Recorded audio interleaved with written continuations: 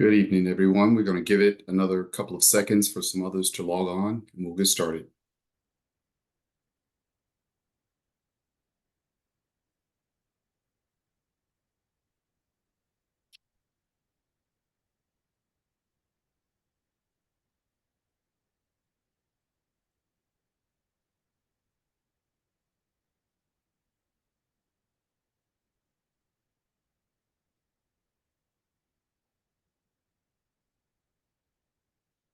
Okay, good evening. We're going to go ahead and get started with our programming tonight. My name is Anthony Newkirk, and I'm your moderator for tonight's panel discussion, Shining the Light on the Darkness, Black Men, and Mental Well-Being. And so we want to thank City Help, who is they brought this program together tonight. And so City Help of the Triad, we're appreciative for them for bringing forth this panel discussion tonight. And so this will be an opportunity. You're going to meet some dynamic panelists, have some great discussion, and an opportunity for some question and answering as well. City Help of the Triad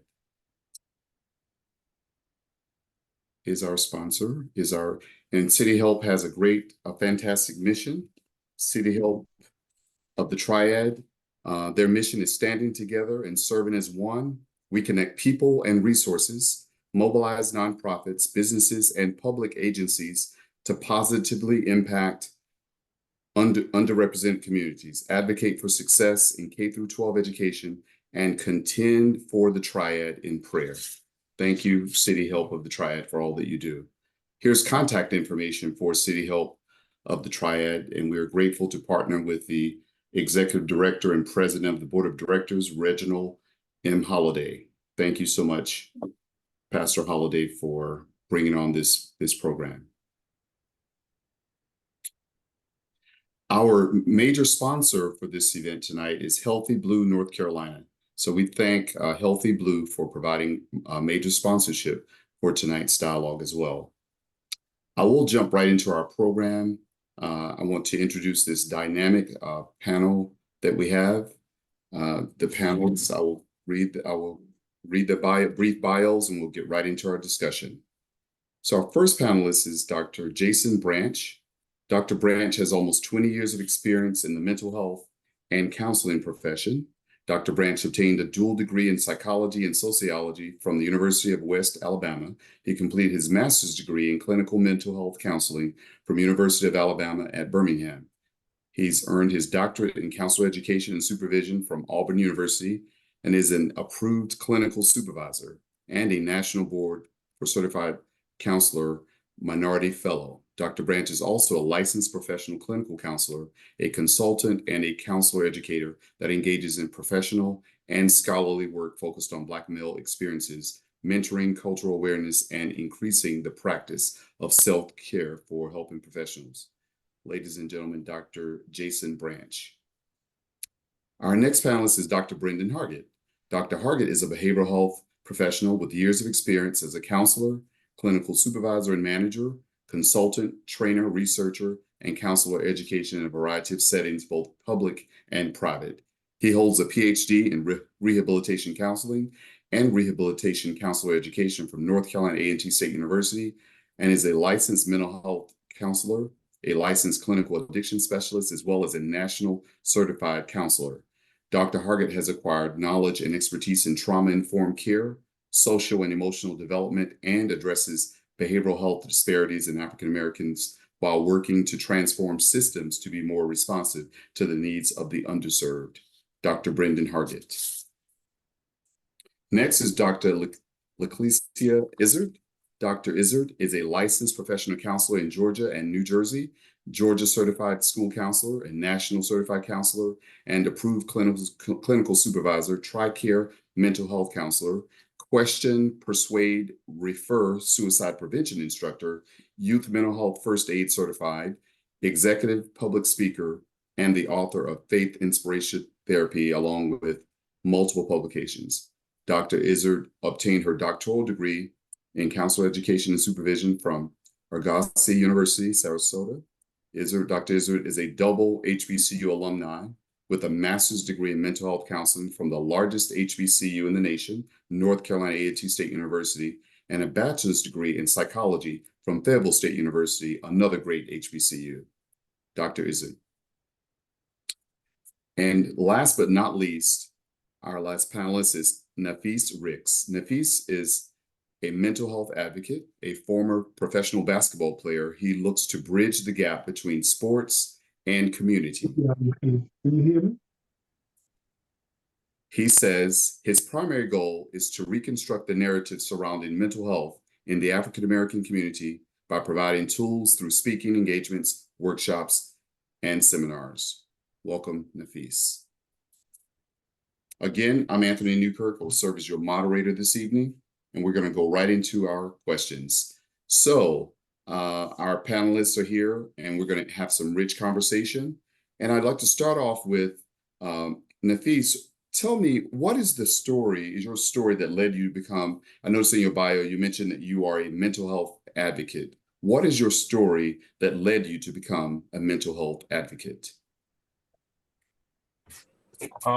Thanks for the introduction. Welcome, everyone. I think my story revolved around my upbringing from Philadelphia and gun violence.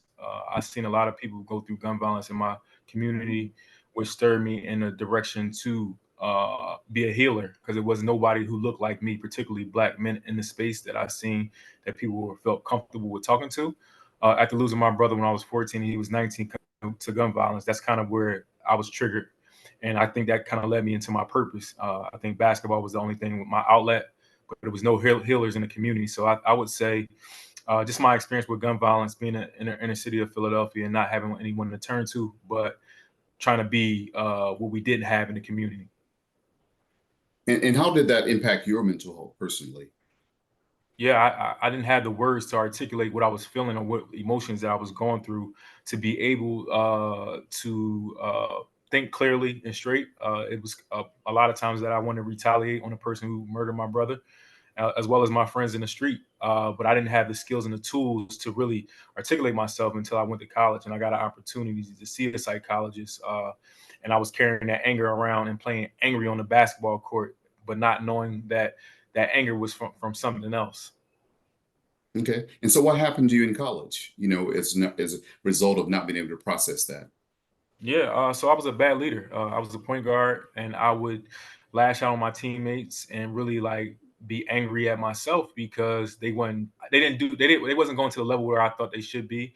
And I used to curse them out and like, give me the ball, I'll do it on my own. And until my coach sat me in the office and he said, listen, if you want to be good at basketball, you got to be a good person. You got to be a good teammate. And I was carrying all that anger with me from Philadelphia into my new setting. I was in the middle of Kansas, so the energy wasn't the same. I didn't have to be hyper vigilant in Overland Park, Kansas, at Johnson County Community College. And he really just sat me down. He's like, yo, son, if you want to be great at this game, you got to give a little bit, but also we got to get you some type of help. So that's what I did. He allowed me to just be free and be open and, talk about my struggles that I was going through. Okay. Any of our panelists hear this story with the work that you do in community? Dr. Branch, how often do you see this and how's Yes, the story is common. It's common, especially for Black men, not having an outlet, not knowing how, not being aware, not having conversations or community or other people to teach us or learn about it. So it's very common, especially within Black men. And if that's a common thing, this is the common narrative, we just follow suit. We continue the legacy. We do exactly what we were taught and told. And sometimes, oftentimes, it doesn't work for us. So when we're finding new ways of being, figuring out what works for us and what doesn't, that's how we're able to create some type of change.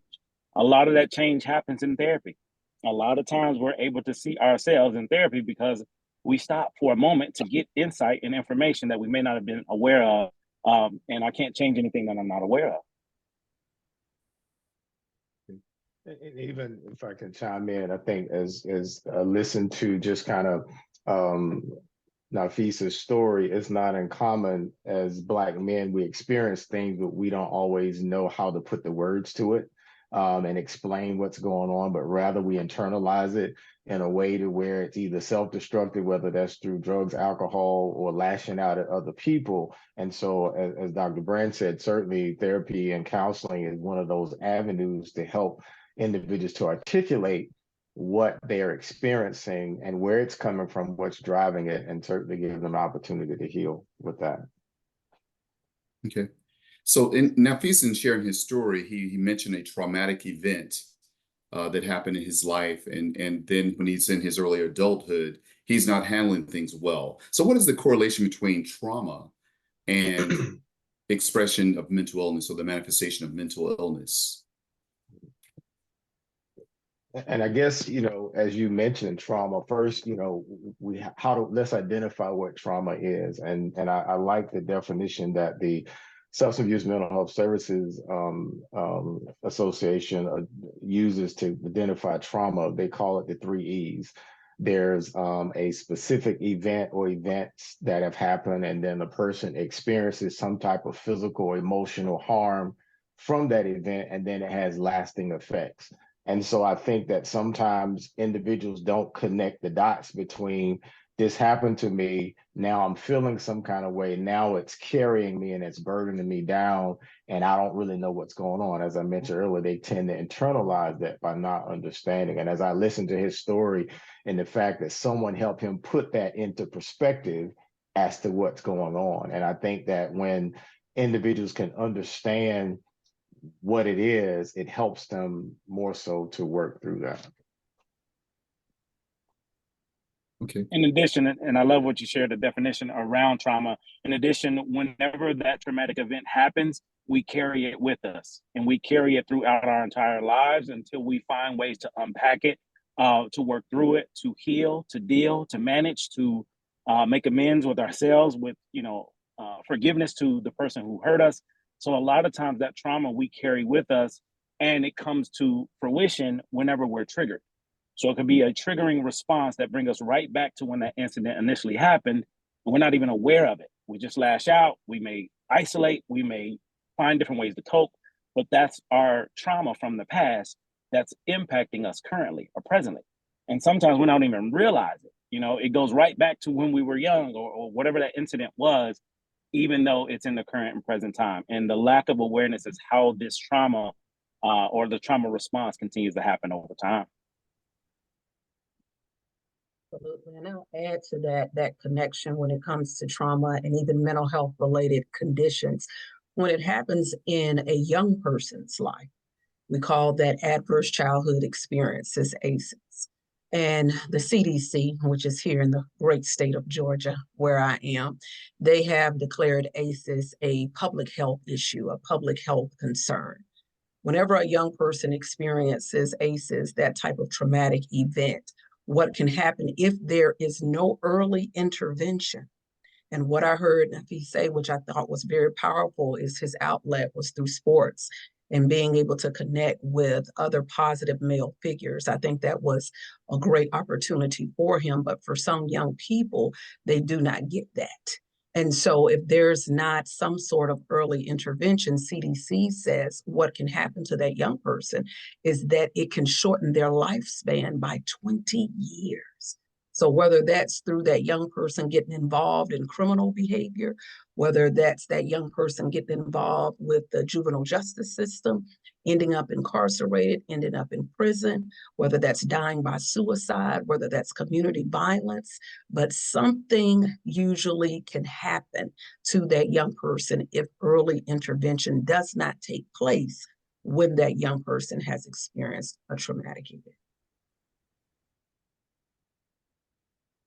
So with regards to what you just said, Dr. Izzard, what is mental illness? We're talking about, our topic here is shining the light on the darkness. We're talking about Black men and mental well-being. But a part of that, before we get to the well-being, we're addressing the reality of mental illness. What, for purposes of people who are listening tonight, what is mental illness? What does it look like? What are the manifestations of it? And any of our panelists can chime in.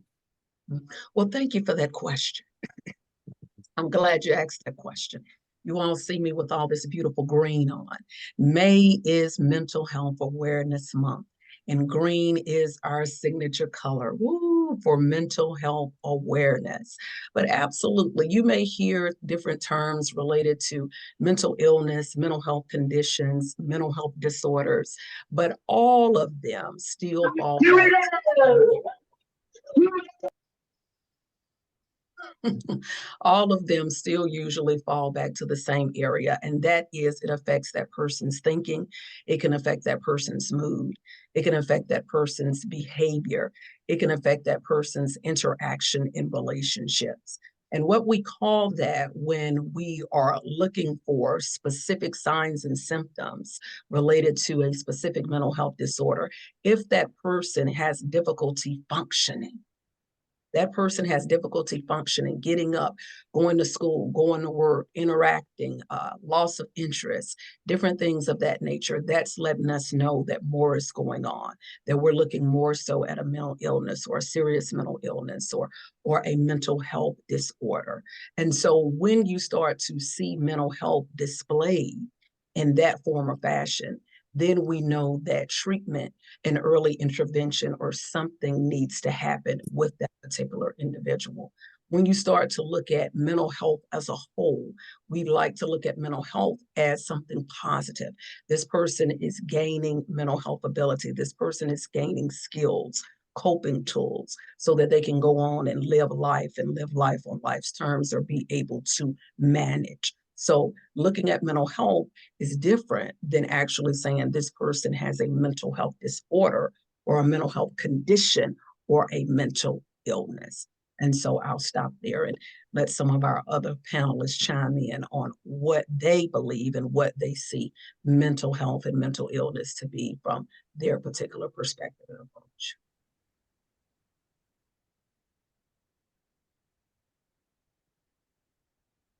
Now, Peace, you've shared a part of your story. You and I had a conversation. Share with the group your experience with mental illness or diagnosis. Yeah. So when you asked about what is mental illness, I think you're looking at it. I was diagnosed with depression, PTSD, and anxiety. And for me, that was something that I didn't have the words for. I didn't know what I was feeling. And like Dr. Izzer said, like my emotion was all over the place. As a kid, especially growing up in the inner city, you see a lot of violence and to the point where you get numb. I start seeing myself isolate a lot of the times and being depressed because I was playing basketball, because I got opportunities to go outside the city and see different things. So when I would come back home and I would tell people about my experience, it was like survivor's guilt almost. I felt like I couldn't bring nobody with me. I was enjoying this, but everybody was back in a slump and they was going through poverty, they were going through struggle and things of that nature. And the benefit that I had my mother and my father at different times in my life. But my father and my grandfather laid the foundation for me, and they kept me on a strict schedule. So I had that balance of understanding who I was as a human being. But a lot of my friends, when I looked at them, I was like almost like felt guilty about telling them what was going on with me and things of that nature, because I felt like I had a little bit of more, a lot more privilege than what they had, and feeling guilty all the time. And still to this day, I still think it haunts me as I continue to climb the ladder of education, and I deal with my anxiety and my depression and the PTSD. I live in Georgia now, Atlanta to be exact, and I'm not as vigilant as I am as in Philadelphia. I think that's because of my environment has changed tremendously, and I just try to keep myself in a place where I can stay mentally safe and mentally healthy at all times by going to therapy and things of that nature. Mhm. And I think it's important. Oh, I'm sorry, No, go ahead. Dr. Hargett, but I was Go just going ahead. to say, I think it's important for us to also understand that when it comes to mental health conditions and mental illness, is that there's no one specific cause.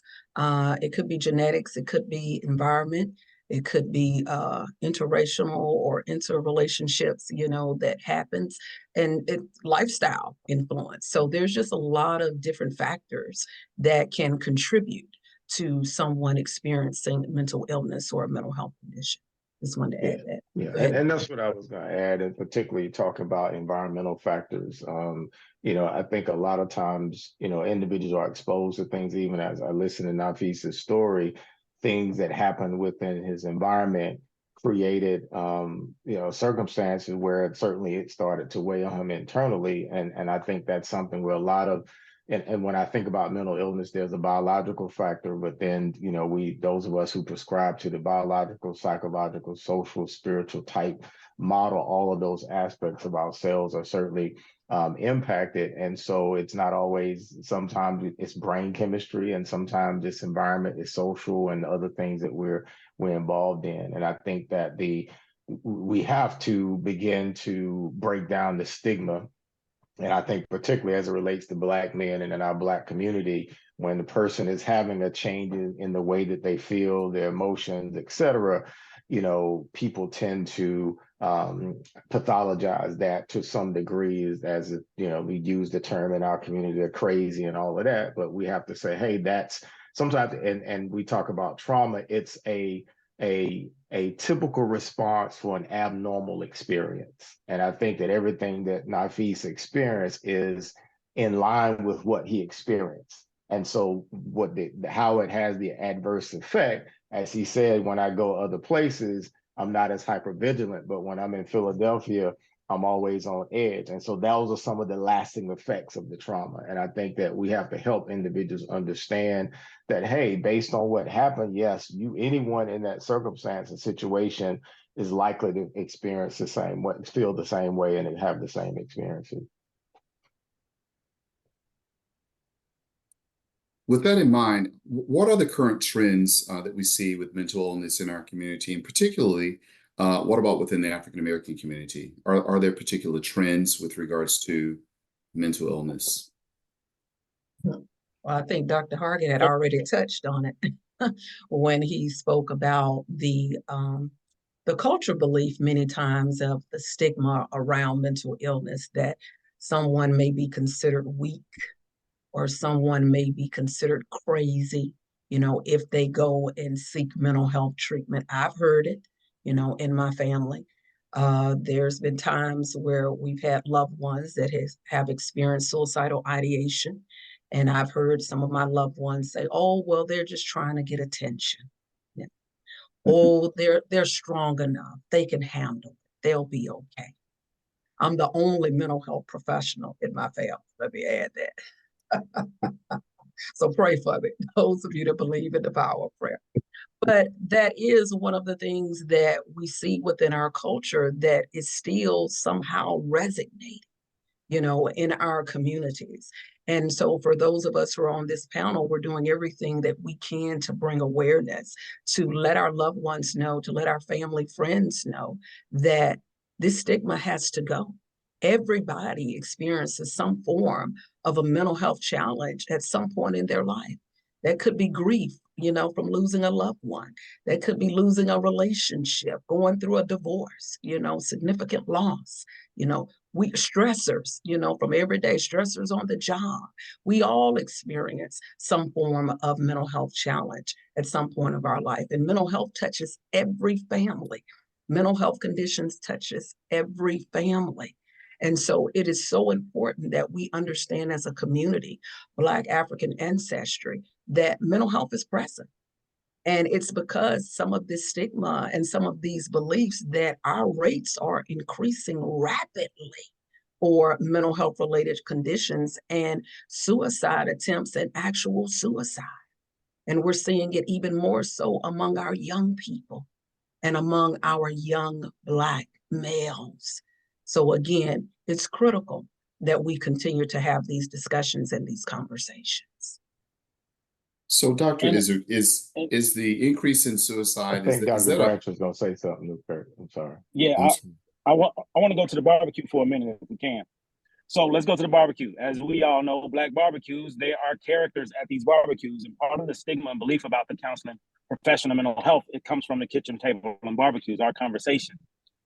Religion, you know, what we were taught and told, you need God, you don't need a therapist. So many of us, as Dr. Israel mentioned, it impacts all of us, rather directly or indirectly. And just for an example, what's prevalent oftentimes within the Black community relates to the mindset of substance use, abuse, domestic violence, sexual abuse, sexual assault, you name it. There's so many aspects that we deal with being Black in this society. Now, Black men, specifically in America, is a whole nother mental health threat. And for example, for me, you know, you all know me as Dr. Branch, and 99.9% of the time, I'm authentically me. That 0.1% is when I get pulled over by the police.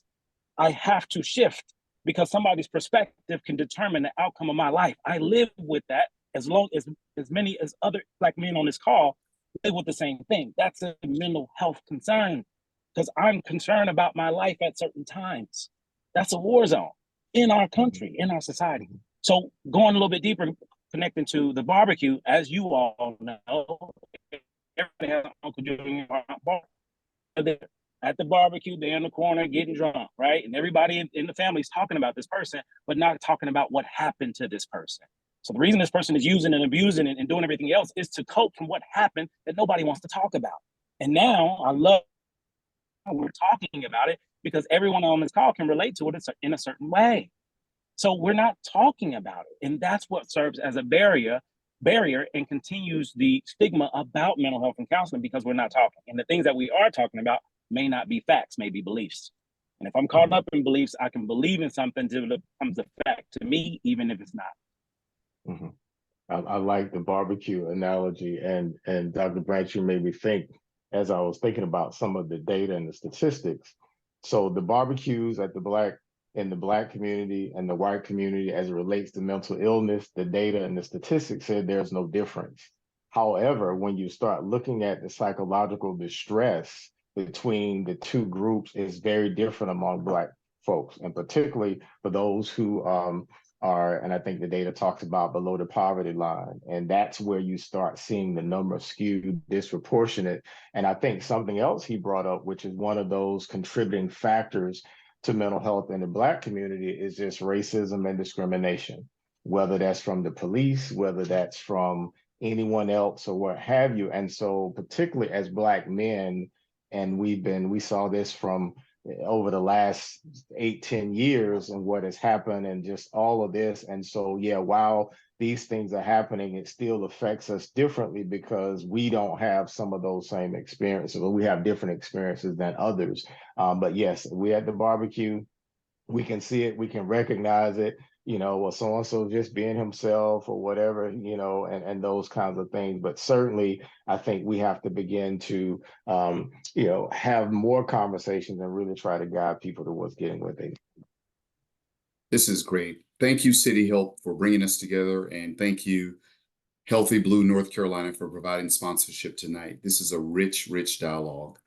As we continue, I want to go back to something someone touched on let's talk about the Black male gender role socialization. And I think we've been touching on that, but how does that determine whether or not a Black male will acknowledge challenge or need for help, or will even seek help? What is about that gender role socialization that is a barrier, and I want to start with Nafis, and then let's hear from the other panelists as well. Great question. Great question. I think the biggest thing is what society places on Black men, particularly. I think as a boy, when you fall on the ground, it's almost like you cry. It's like, stop crying, you're a punk. They call you derogatory names. So I think the socialization starts as a baby, as a kid. Like boys get blue toys. Blue shirts. Girls get pink shirts. So it's the socialization comes out early. And when you're in those environments where you always feel like you're drowning as a Black man, you always feel like you got to keep performing, it weighs on you. And that socialization doesn't get easier as you get older, because I always tell people, like, what is a man? Like, because everybody has a different definition of what it looks like. It's subjective. So I always sit back when people, you got to be manly. What does that look like? What does that mean? Especially when you're talking about Black men, the pressures that we face on a day-to-day basis, that we got to be perfect. Even whether you play in sports, you at a job, we can't make a mistake. That's how I feel in an everyday life. My life cannot be a mistake because I don't get judged the same compared to my white counterparts. It's just not the reality of what I'm facing. So now I have to always be put on the show. And really show what I can do as the performance. And I think we never get to turn off. And then when we show a level of vulnerability, it's very difficult when you're around a bunch of men where everybody's trying to put that Incredible Hulk or put that cape on to mask what they really feel in the inside, because you don't want to be the punk, or you don't want to be seen as soft. So I think it starts off early as a kid, and it just continues to develop over time. That's a lot of pressure. What you just described, I'm now panicking here because I'm thinking about my whole life and how that describes not having social permission to not know, to not have the answer, not having social permission to just not even care about some things, always being on. What does that do to us, panel? Well, yeah, you made me think, Nafis, about. Go ahead, Jason. I'll let you go ahead. Go ahead. I'll jump in. Go ahead. Go ahead. I think you made me think about, as Black men, we are validated for masculinity, but penalized for any emotional instability. And I think that's not only just today, but that's historically. When you go back to when the first African arrived in America, assuming we all traditions of Africans as Black men, that was rewarded when you could demonstrate you were stronger or bigger, then you were sold out to this and you had these children. So and that's a part of that history. And I think sometimes we carry it, and even in our communities, as Nafis talked about, and boys and being rewarded in a number of different ways. You fall down, you scratch your knee as a boy, it's get up. You don't show any level of emotional vulnerability, and you're rewarded. That's my boy. He can handle it. You can take it or whatever. So I think we're trying to shift the paradigm and shift the conversation to where we're now and I think that since 2020, certainly more Black men are embracing that emotional level of vulnerability and say, hey, I'm not okay. And I need to reach out to someone, as Nafis said. And I know, Dr. Grant, you've had some of those clients to walk in your office as well. But yeah, just curious. Yeah. Mhm. So to add to that, it's a performance where we're constantly performing, and the only time that we're able to just relax is when we are by ourselves. And sometimes that's the only chance we can kind of take the cape off. We can be authentically us, because it's a gender role idea and identity. And a lot of this can connect to toxic masculinity related to similar to what Nafis mentioned about, what it means to be a man. It's subjective. It's very subjective. But if I don't question or challenge that, I just follow suit of what I was taught and told. And what I was taught and told oftentimes comes from other men in my family, specifically my father or lack thereof. And if you think about it, and I'm sure a lot of people here can connect to it, a lot of Black grandfathers died tragically. That's the end of the story. They died tragically. High blood pressure, diabetes. There's physical health concerns that triggered from the mental health concern that was never taken advantage, never dealt with. So if I'm not dealing with, how to cope in a healthier way, I'm dealing with a lot of things. I find other ways to cope. An example, food, and not the best kind, the worst kind. So that's impacting my physical health, which is why it may happen, but it originates from my mental health. I can't get a break. I'm always on. I got to be the hero. I got to be Superman. I got to save everybody. I got to support everybody. I got to help everybody. So if I'm carrying that load, then eventually it's going to take me out. And for many of you, you can connect to this directly or indirectly. And that's the story. That's the narrative until we decide to change it. For example, and I'll be brief, I used to eat bacon 5-6 days a week. What I grew up on. Me and Porky was friends for years, right? So when in my 30s, I went to the doctor, and the doctor was like, you think you work out, you're taking care of yourself, but internally there's some things going on. There's some high blood pressure. Like, what are you eating? And I'm like, bacon. What's the issue? He's like, I think that might be the problem, sir. So I had to make bacon or pork a visitor in my house instead of a resident. So now I eat pork on occasions, and every now and then I may have it, but I don't have that craving that I had before because I had to substitute pork, and my substitution was avocado. Great thing I'm in California now because that's what my sons eat. So now that's what they eat 5-6 days a week. So therefore, I'm changing generational shifts by changing what I do. They don't even like bacon. It's for me more than anything. And that's a generational change because of what I chose to do. So oftentimes we're not considering the longevity and how this impacts us in multiple ways. So when you think mental health is not just one thing, it's a spectrum. And a lot of times it connects to our physical health as well. Right. Mm-hmm. I wanted to add about the validation piece. I think for Black men, and this was pretty much shared a little bit, but for Black men, I think it's so important to validate their personal experiences. and their stories. And that connects to that emotional vulnerability piece. If their unique experiences and stories are not validated, then it goes back to, again, well, who's listening to me? And am I really important? So for me, it was very important in my space as a clinical professional, as a community leader, to create safe spaces for Black men so that they could be emotionally vulnerable and so that their stories and their experiences could be validated.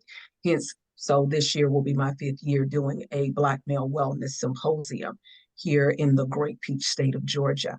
So again, that validation must happen and must take place because, as Nafi said, since Black men were children, since they were little, they've always been told that they could not be emotionally vulnerable and that they've had to not be able to cry or hold in their feelings or can't express their feelings or can't talk about how much they love one another. So it always surprises people when they see me on these panels and I'm the only Black female, the only Black woman. But that is because I've been very blessed, and not just blessed to counsel more Black men than any other population, but I've been mentored by Black men. And I've been blessed to be mentored by some amazing Black men that have shown their emotional vulnerability to me and helped me to understand the value and the importance of that and how to validate Black men for being able to express themselves and to take off the mask and to be their authentic selves. Thank you. In this discussion, this dialogue, and we want to once again thank our sponsor, Healthy Blue, North Carolina, for sponsoring this great event. I want to ask our participants here, suicide. Is there a new trend with regards to suicide among men or in African American community? Is it a myth or is it a reality? What's going on? Yeah, I think it's a reality. Some of the data that's out there said that in 2020, suicide was the 3rd leading cause of death for Blacks or African Americans between the ages of 15 and 24. And guarantee you, when you look at those previous numbers, it was very different. And so I think that, our world is changing, our environment is changing, people are changing. And as our lives become more complex, people are looking for ways to cope and manage. And unfortunately, as we talked about earlier, some of those uncomfortable emotions, people are internalizing it. And particularly for Black men and not accustomed to sharing and talking about what's going on, ultimately is leading to death by suicide. So those numbers are real. And it probably varies depending on where you are in the state. Some are probably, the country, some are higher, some are lower, but those are real numbers. It's a real thing. What contributes? What do we think contributes to this increase number? And I mean, what are the signs and symptoms of suicide? What is leading to this crisis? I could piggyback off of what Dr. Harger said, was talking about suicide. Even throughout my internship this year, I seen an uptick in African American men, well, boys at the time, and they were very open about how they were feeling and thinking about it multiple times, that suicidal ideation. And I never heard of it. Like when I first got into my internship, I was like very uncomfortable at first. So I had to lean on supervision about how to have those conversations, because I didn't never had those conversations and ask them straight up. Are you thinking about hurting yourself? Are you thinking about ending your life? And a lot of those 15, 16, 17, 18-year-old boys, they feel like there is nothing, they're numb to what they're experiencing. And what I noticed about the trend in not only suicide is that it's almost like almost like a setup, depending on what kind of activity they are into. So you talking about violence, it's more of like it's a game almost, and they don't have no regard for their lives, and they feel like they're not seen or they're not heard. So I think a lot of times the best way for them to cope with what they feeling is like, I'll end it all, but at least I'll leave a legacy for myself or whatever that may be worth to the social media. I think that just right now we're in a time where violence is heavily promoted on social media. You can actually see someone getting murdered on camera, and it's like we're numb to that situation. And I feel for us as a society, because as mental health professionals, you see so much trauma into these Black boys, and you feel like, what is going on, and how can we stop it? So. Absolutely. And I'll add to that, you spoke a little bit about what are some of the causes or what are some of the factors that may contribute to young Black males wanting to attempt suicide or end their life by suicide. It goes back again to the way they're treated. I really do think it goes back to the amount of discrimination that young Black males experience from the time that they're in elementary school, how they're treated by certain teachers, how they're treated by certain authority figures. They're already seen as a threat from the time that they're a child. They're not looked at as a baby, as our babies, as our baby boys. You know, most of us have seen the Netflix movie that was out about, used to be the Central Park Five, now it's the Exonerated Five. Look at what they experienced even back in the 80s. They were never looked at as little babies, little young boys, little children. They were called monsters. Okay. So, as much as we don't want to think about genocide, we have to think about genocide. Because again, when it comes to our young Black males and our Black men, we see them being removed from the Black family more than any other population. 40.2% of Black men make up the United States prison system. 90% of Black men right now are in the Fulton County jail system. When I worked in the prison system here in Georgia, 80% was Black men. So again, there are so many different factors that affect Black men. Why would you think that they wouldn't consider sometimes harming themselves when they are being mistreated so often, day in and day out? It's nothing for a Black man to walk in a store and be stared at, thinking that he's going to be a threat, he's going to steal something, he's going to take something. It's nothing for a Black man to be stopped by a police officer just for having on a hoodie. Okay, so again, we continuously see Black men being discriminated, being profiled, being stereotyped on a day in and day out basis. So much of that contributes to them having suicidal ideation, and which hence why it's so important that we have these conversations and that we create safe spaces for Black men. When Twitch, Ellen DeGeneres, DJ, when he took his life, so many people were, oh, I'm so shocked. I can't believe he did that. I was not shocked at all. I was not shocked at all. Because again, what our Black men have to endure on a daily basis, many individuals do not understand. They do not know what it's like. So all we can do is open up these and create these safe spaces for our Black men to be able to share, and letting our Black men know that it's okay for them to seek support, to seek resources, and to seek treatment, so that they can learn how to deal with the challenges that they face on a daily basis. Tonight, so far, we've framed the environmental and sociocultural factors that lead to mental illness and challenge, particularly for Black males. What is the other side of that? Our title here talks about Black men and mental well-being, so mental wellness. So is it possible for someone to experience trauma, to have a traumatic impact and have a diagnosis that's ongoing and still be functional in society? Is that possible? Can it happen, Nafis? If you've seen a Black man, that lets you know it's possible. We're still here. We're still standing. That's evidence that it's possible, because we're carrying so much weight, me included. Doesn't matter my degree or background, or it doesn't matter. I'm a Black man in America. So many of us are dealing with a lot of mental health concerns or issues where we're just managing, getting through. And to connect those dots back to suicide, I feel as though there's more Black men who may have had suicidal ideation more so than the attempt. So it's more people thinking about it or talking about it or wanting to than actually commit to do it. Deciding like I want to die by suicide.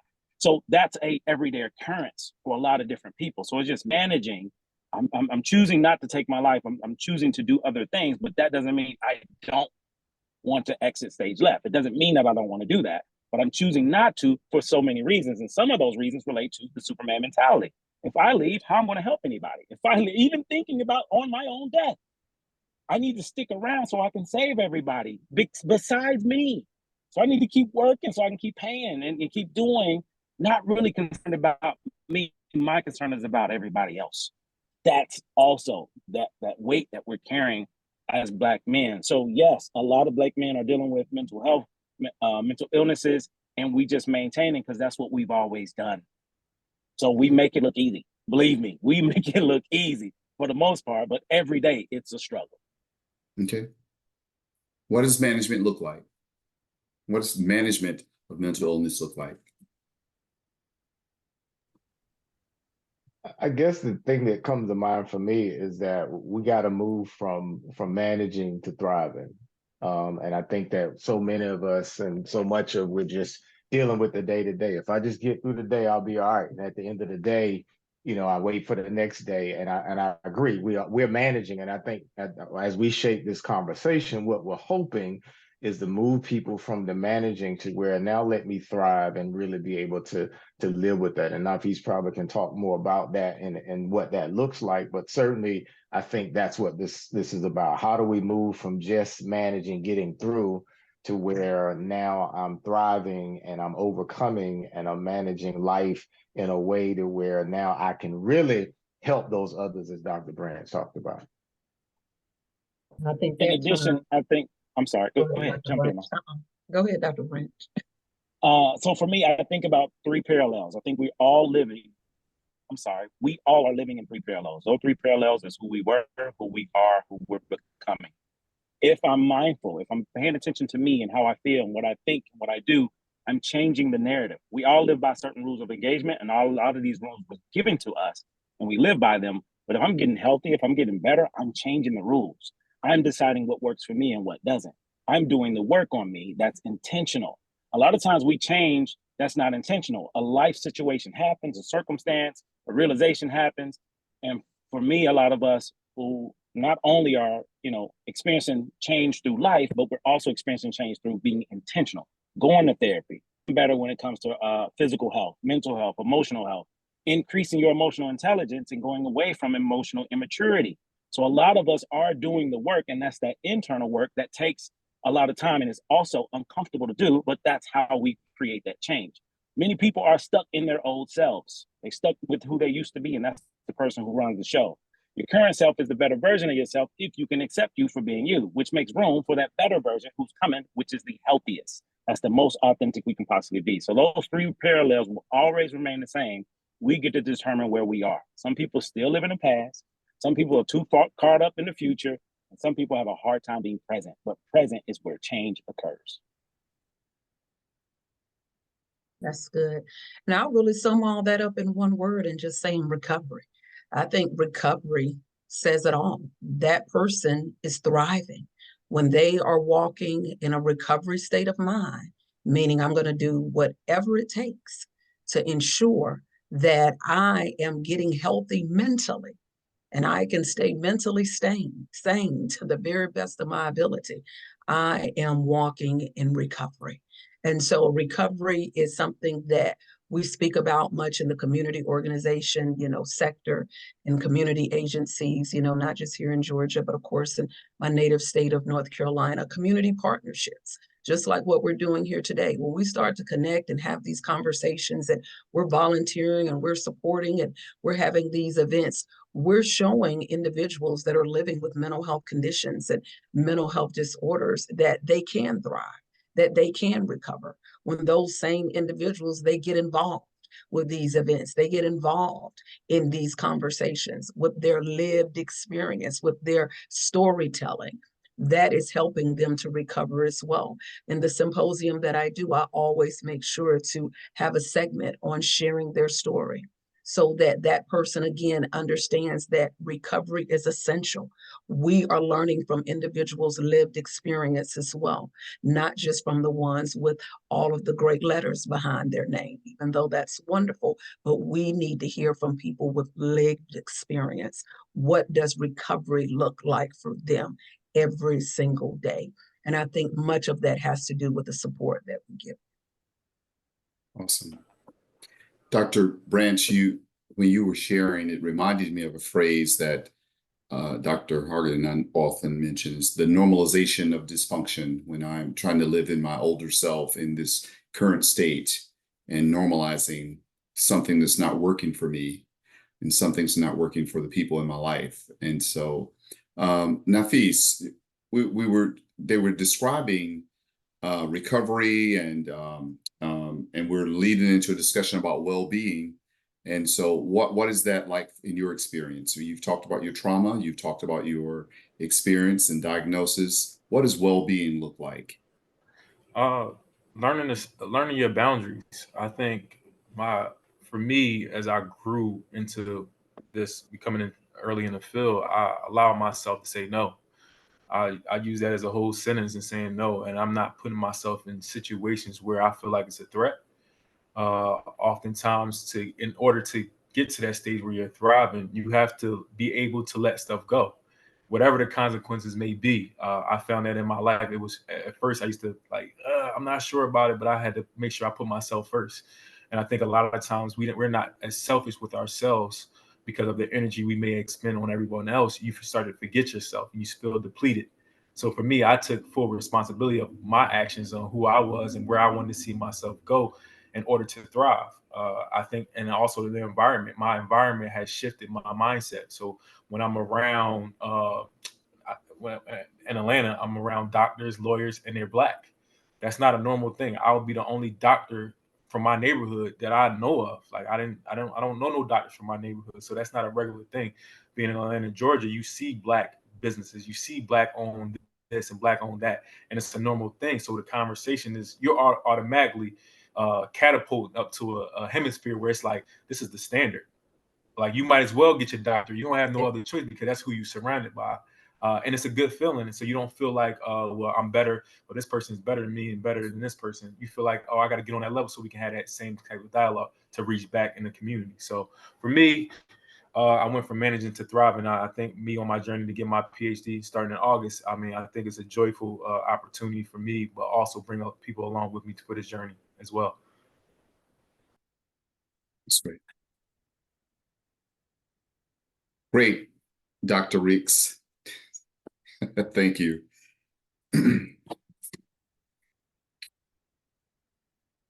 So as we continue our discussion, once again, thank you to Healthy Blue North Carolina for providing this opportunity of sponsorship.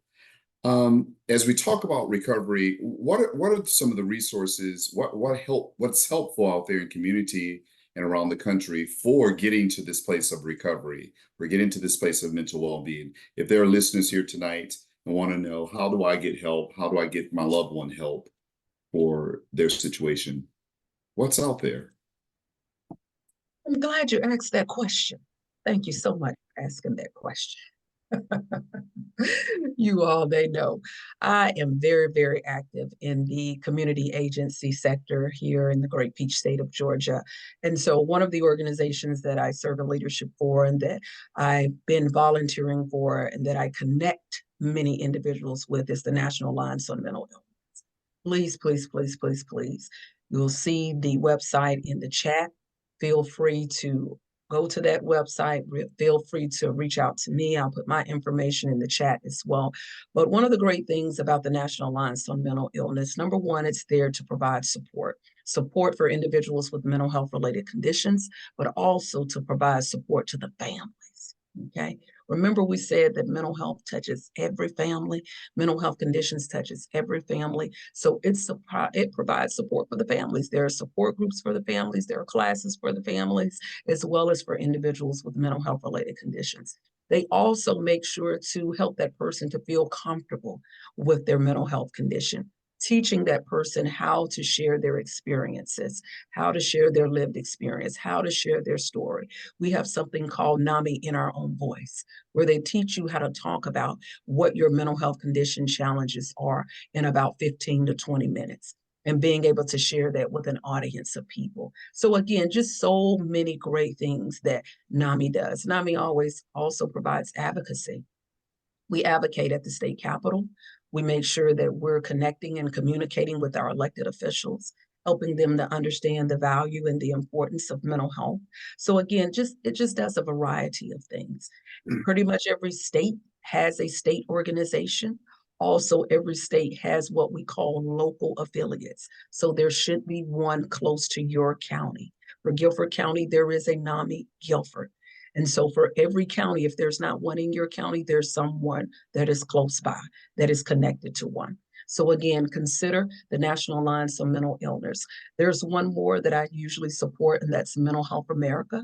They usually have a state organization in every state as well. Again, providing free trainings, free workshops, free support. So consider at least those two to support you and your loved ones as it relates to mental health.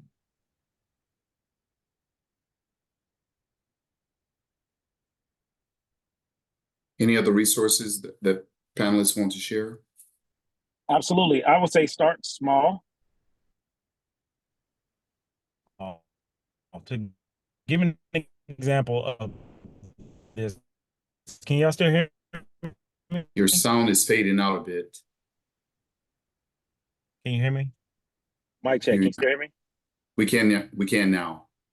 Okay, sorry about that. So I would say start small.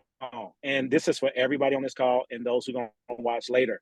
Starting small is starting at home. For example, I'm pretty sure majority of you, if not all, has a cabinet, drawer, closet somewhere that's designated for things that don't work in your house. A junk drawer, right? Everybody knows about that junk drawer, right? Anthony, Dr. Newkirk, you shaking your head. That means you already know. So let's start small by getting rid of things that's in plain sight. Let's start there. I wouldn't recommend anybody try or start therapy when you're not ready. It sounds good, it feels good, but if you're not ready, I wouldn't recommend diving into that. For example, if you haven't worked out in years and you decide I want to get a personal trainer and I'm starting today, you may do it for a couple of days, but it won't be consistent because it's not a part of your lifestyle. So if I'm developing a new lifestyle, trainer just enhances. So we start small and getting rid of the things that don't work for us in our house now, literal. We can do the same thing when it comes to the figurative home inside of us. So if I got this iPhone cord from an iPhone I don't own anymore, that's something I get rid of. Pennies that turn green instead of brown, batteries that don't work, instructions to a TV you ain't had since the 90s. So small things like that, how can I get rid of those things to begin practicing becoming the best version of me possible? And how can I do that consistently over time? So that's one method. The other is find out what's available, find out what's out there. Oftentimes, a lot of Black men don't consider therapy because they don't know what's out there. For many Black men, it's this belief there are no Black people, or especially Black men, doing this work. We out here, we do this work, but you won't know if you don't do the work to find us. So a lot of times we want things handed to us, or it's just too hard to do, or we wait for somebody to do it for us. And it takes a lot just to go to therapists. It takes even more to be in therapy. I'm a Black male therapist who also has a therapist, and it took me a lot just to get there. Even studying it, regardless of my education behind it, the stigma was a lot heavier than the education that I got. And that's me in it. So I can't imagine how difficult it is for those who are not. So oftentimes I'm not considering therapy because of what I believe about it. To break that down a little bit more, my belief is a lot of us live by this rule of 2 + 2 = 5. That's the junk drawer, okay? It's a belief. That junk drawer has followed you from birth to 2024. Every place you live, that drawer has followed you. And we don't need it, but we believe we do. Because if I ask you to get rid of one thing or all things, the first response is, I'm going to need it one day. How do you need batteries that don't work? These are facts. Which is 2 + 2 = 4. Is what we can prove. A lot of things that we do is not proven, it's a belief. And I can hold on to a belief for so long that it becomes a fact to me, even if it's not. So let's start with us. Let's start with you. And before we start saving anybody else, how can I save myself first? Thank you for publicly diagnosing me, Dr. Branch. I will start on my junk drawer tomorrow morning. Thank you. Good deal. One of the things that you made me think about, Dr. Branch, as you talk about cleaning the drawer and the fact that a lot of individuals in our community, particularly Black men, want to, but they have to figure out how to open the drawer. And I think that when we start talking about getting and connecting the dots, and then unfortunately, and this is a challenge for us, cleaning the drawer and moving those steps, is the fact that unfortunately a lot of the majority providers in our community, and even some of those who look like us, cannot relate to us because they represent systems that are systemic in its setup, and it's promoting systemic racism. And unfortunately, some people of color buy into that. And so if I'm a Black man, I go for services and I have a bad experience, that's what I thought it was going to be.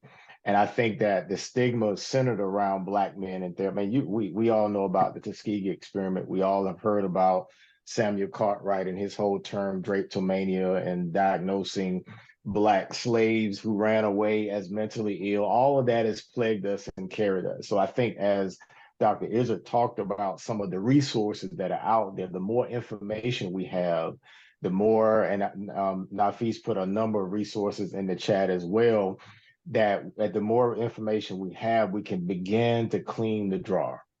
We can begin to get the help. And I think rallying, and for family members and those of us who support Black men, in terms of, hey, connecting them with one another, these groups. And, we may not go to therapy right away, but if I can just hang out with the fellas and shoot the breeze and say, man, so-and-so pissed me off today, I felt like flipping over some tables. Really? Why you do it? We get into this dialogue. That is a way of talking and getting it out, versus internalizing it, turning it into something else. And before you know it, somebody wants to take their life. And so there are ways to get to cleaning out the drawer, but the drawer, 2 + 2 is not 5, it is 4. Thank you. My wife is clapping her hands because she wants me to clean the drawer out, Dr. Branch. Oh boy, we have work to do. We have work to do. We do want to begin to tell our participants you can plug in a question in the chat, and we will go through a couple of those as we begin to wrap up. We have about less than 15 minutes left in this dialogue.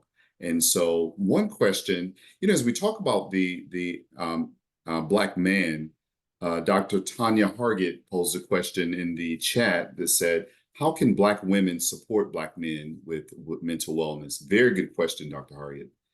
Very good question. Let's have the panelists answer that. How can Black women, what is the Black woman's role with regards to this journey that we're on, trying to get mental wellness for Black males? Well, I think number one is coming to discussions like this. So kudos already to Dr. Hargett for being here and supporting her spouse, supporting other Black men in this space.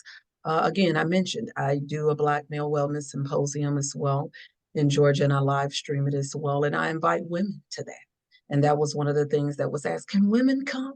I said, yes, absolutely. Because in order for women to know how to support their men, they need to learn and they need to understand what is really happening with their men. And so I think it starts there, getting the education and getting the awareness, and then learning how to communicate with our men. Most individuals may think that that is easy to do, but it is something that you have to learn.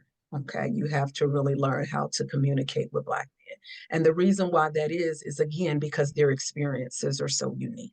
You do not know what your spouse, what your son, what your uncle, what that Black man has been through that day before he walks into that home.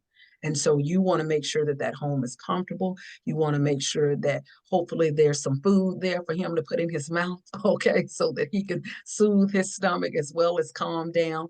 But you want to be able to gently ease him into conversation, because you, again, do not know what has happened with him throughout that day. And then learning to listen to Black men, not being so quick to have an answer, not being so quick to tell or guide or encourage, but just being a listening ear. Because sometimes that's it. How long does it take to get a summer body with wall Pilates? My bestie recommended the wall Pilates. Yeah, Pilates can be helpful too, I'm sure. Black men like to see their women in shape. But yes, but moving forward, absolutely listening, being able to communicate, and like I said, getting the education and the awareness around what our Black men have to endure on a daily basis. That can help our Black women to support our Black men. Fantastic. I just wanted to reinforce something one of the panelists said about, family members also relates to counseling. So I think families, if you have a loved one who has mental illness or has some kind of or substance misuse, etc., it's important for the family members to get help because everyone gets sick, caught up into that cycle of addiction and or with the roller coaster ride with mental illness as well. Most individuals that know me know that I lost someone earlier this year who's battled mental illness. And I will say family members getting help is vital to intervention with our loved ones who are struggling. And so it does, you might have someone in your life who won't get help, but you get help because that will be helpful. Establishing those boundaries that Nafis talked about as well, that will be helpful to the situation. And just to close that out, I think one of the challenges it's more difficult for the people closest to the person who's struggling to help them because of the relationship, and that sometimes clouds objectivity, and individuals tend to take it personally or what have you. So if there's a matter, you're reaching out to someone who may be close to that person and say, hey, you need to talk to your friend. These are some things that I'm seeing, who can bring maybe an objective perspective that may encourage them to say, hey, well, maybe, I'll go check this out, or I'll go sit down and chat with somebody or what have you. Great. In addition, I would say some things that will be helpful. Number one is patience. Everybody's journey is different. Everybody's timeline is different. So number one, having that patience. And as Dr. Izzard mentioned, the educational piece. Let me educate myself. Let me learn for myself what this is and what this isn't. Let's have some open dialogue and conversations about it. Also, let me begin changing so I can model behavior for my partner, my parent, my brother, or boyfriend, or whomever. So it's a lot of things that we can do. And a lot of times, it's a process that takes time. I have people that's in my family. I've been in the profession for 20 years, and there's people in my immediate family that didn't consider therapy until year 18, or year 16, although I do the work. It's the belief, it's the idea, and people get there when they get ready, and we have to be patient while they get there. And the best way is consistency over time. How can I drag this person along if they don't want to go? And if anything, I'm not dragging, I'm walking with them. But how can I walk with them if I'm not even walking with myself? We have about 8 minutes left. I do have one last question as we wrap up. It says, how can we touch on self-care, self-tending when it comes to Black men? So self-care, any feedback on that? Yeah, and I'll be quick. I'm gonna hit you in the head and we're gonna keep moving. So I'm gonna miss 4 things: emotional, spiritual, physical, mental. Those are 4 cups that we have to pour into every day. For example, your emotional wellness. For me, to enhance my emotional well-being every day, I try to find a way to laugh. If I laugh at myself, follow somebody funny, I laugh. That enhances my emotional. Spiritual doesn't have to be religion. It can be connecting in nature, silence, saying the word no, right? As Nafis mentioned earlier, saying the word no as a boundary, that helps me spiritually. Physically, drinking more water instead of vodka, right? I'm replacing. We out of the pandemic now, we can put that bottle down and pick up more water. Small things, making choices, healthier choices, avocado instead of bacon. Last but not least, mental, considering therapy. Just consider it. You don't have to go, just consider it. Try it if it works for you. So to me, if I'm pouring into all 4 of those consistently over time, that's how I create balance and figure out what works best for me. And the social, Dr. Branch, you didn't mention that one. Did you mention the social? So for me, social is included. So Okay. as long as we're doing ESPN, because that's what's personal, that's internal. Gotcha. Social is external. So Gotcha. emotional, spiritual, physical, mental is me. So that's the external. And to me, for me especially, I need to get away from people when I need to get myself together, not engage in them. And I know that about me. So it's important to know what works for you. And I appreciate you bringing that up because it's a part of it, but all of it fits within this ESPN that connects to me. That is great. Fill those cups. I like that.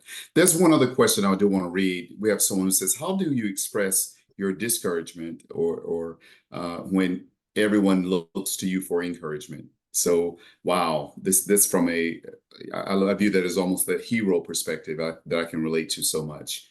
That's someone who wants to know how to breathe. how do I express when I'm disappointed, when I'm confused, when I don't know, when everyone expects you to be the encourager, when you play that role. And we didn't get, that's a whole nother topic, is roles that we play and how that adds to our stress. Yeah. Well, I would add to that. Oh, you want to go? Who was that? Go ahead. Go ahead. Go ahead. Yeah, I was just going to add to that, ensuring that you have that someone that you feel that can be a support to you. Many of us who are in some of these authoritative positions, whether we're professors, whether we're counselors, teachers, many of us are the go-to person, but it's important for us to have a go-to person. And that may not always be a professional. Okay, for mine, it's my beautiful uncle, the one that I followed here to Georgia. Okay, and so he's just a listening ear. And so making sure that you can identify that one person in your life that you can trust, a trusted person that can just be that listening ear for you. That helps me so, so much. There are times I know where I can call him and I can just cry, if I need to. And he's going to be non-judgmental. And he's just going to listen and he's just going to say, okay, baby girl, you got this. So again, please find that one person that you can trust. I think that'll be a major help. Go ahead, Dr. Hart. Yeah, I think, when I first started doing this work, I remember a coworker said to me, and she said, when you give from your overflow. And so that always resonates with me. And I think about what Dr. Brand said, filling those cups. If my cup is not full, leave me alone. And I think that we have to learn how to say no and tell people I can't do it. And people try to guilt you into it. We're like, well, come on, you're the only one. No, I'm not the only one that can do it because I'm not. And so I think we have to be able to, and that's a part of that self-care piece as we build up ourselves to the point where you got to recognize that I don't have anything else to give. And people only pull on you because you give in. When you begin to set limits, they'll leave that alone. Well, I would ask you, but I know you're going to say no. You're right. I'm not going to say no. So we got to give from the extra, and we have to create the extra by filling those buckets that he just talked about. Great. Well, we're running down on time. We want to begin to wrap up. Once again, we are grateful for Healthy Blue North Carolina for providing sponsorship for tonight's program. We do want to give an opportunity for each panelist to give that wrap-up 15-second nugget as we begin to close out. Dr. Izzo, she's shaking her head like I can't ever limit myself to 15 seconds. Yes, you can. And so we do want to have that wrap up. And so we'll start with Nafis. What nugget you do want to share with this audience here as we wrap up? It's easy to build strong children than to repair broken men. That's the quote that I live by. So I want to leave that with the audience. Awesome.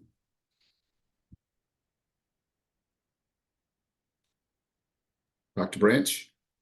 Yes. So number one, real easy, clean out that junk drawer. Get rid of one thing, okay? One thing, that's it. And watch what else happens by doing it. And say, for instance, you don't have a junk drawer, you got those bags full of plastic bags. Get rid of them. Get rid of them. Force yourself to do something new, different, uncomfortable. I would challenge you to do something new, different, and or uncomfortable every day and see how your life change in 30 days. Much love. As I'm a borrow from Nationwide, they said years ago, life comes at you fast. So take care of yourself, do what you need to do today, and therefore you can thrive and be better. And don't be afraid to reach out and ask someone for help. If it's just a brother, say, man, you got a minute, let's go, have a chat. But certainly recognize that life happens, but do what you can to take care of yourself today and in the moment. And I'll do this 15 seconds by ending with a quote. Audre Lorde said that self-care is not about self-indulgence. It's about self-preservation. Please choose you. Choose you. That's a great note to end on. This has been a great dialogue and discussion. We're so thankful to City Health of the Triad for providing this opportunity tonight. This has been a rich conversation. We've heard about the premise of mental illness, and we've gone from mental illness to mental wellness. I think we heard some great tips on how to take care of ourselves and how to choose ourselves. We're going to continue advocating for Black males in our society and Black male well-being. This has been a great program. City Health, the next steps for City Health is to pray for City Health, stand. You can see here, stand together, partner with City Health, become a sponsor with City Health, and connect and collaborate with others. City Health is doing a great thing in Guilford County, North Carolina, and so we're appreciative of them. Again, we're thankful to Healthy Blue North Carolina for the great support they've given for this program, and I want to say a special thank you to Reginald Holliday, the Executive Director, President, and of the Board of Directors, also, who is doing some great work that is helping this whole narrative of Black men in Guilford County. Thank you for your time. Thank you for your participation. Stay tuned for more to come from City Health. Good night, everybody.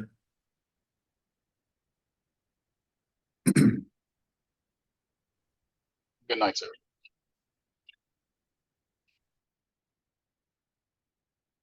Good night. God bless.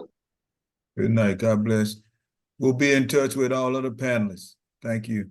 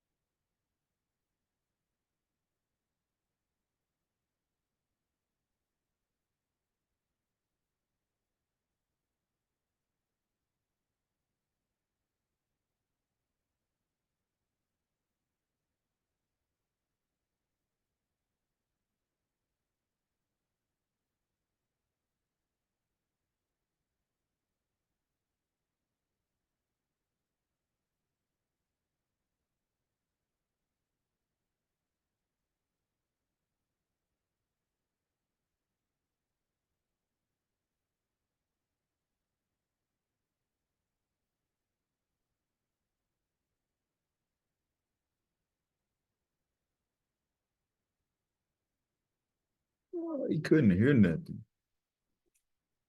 So I wonder why he couldn't hear nothing.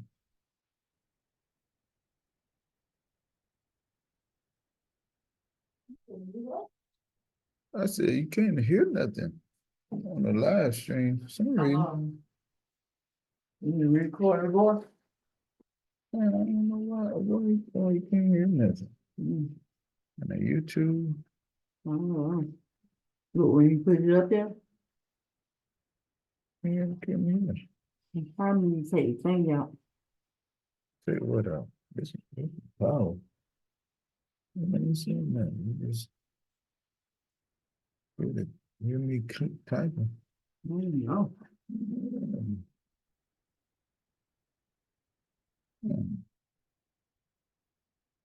Live stream has no volume. These jokers, they wasn't a Zoom wants you to pay $80 a month to do webinars. I ain't doing that. That's why Donna be switching her stuff all the time, cause it's like, it's switching. At $80 a month. I was like, that's ridiculous.